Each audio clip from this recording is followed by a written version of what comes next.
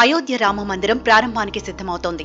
ఆలయ నిర్మాణం పూర్తవడంతో ఇప్పుడు తుది మెరుగులు దిద్దుతున్నారు. జనవరి 22న రామాలయంలో శ్రీరామ ప్రతిష్టాపన జరగనుంది. దేశవ్యాప్తంగా ఉన్న రామ భక్తులు అయోధ్య రామ మందిరం కోసం తమకు తోచిన సహాయాన్ని అందిస్తున్నారు. తాజాగా గుజరాత్లోని సూరత్కు చెందిన ఓ వజ్రాల వ్యాపారి అయోధ్య రామయ్యకు అపురూపమైన నెక్లెస్ ను తయారు చేయించారు.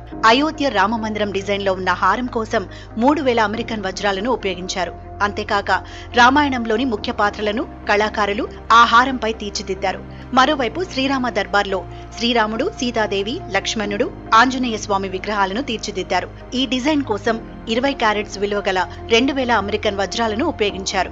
40 మంది కళాకారులు 35 రోజులు శ్రమించి ఈ హారాన్ని తయారు చేసినట్టు వజ్రాల వ్యాపారి కౌశిక్ తెలిపారు. మొత్తంగా 5000 అమెరికన్ వజ్రాలు, 2 కేజీల వెండిని ఉపయోగించి హారం శ్రీరామ దర్బార్ను తయారు చేశారు.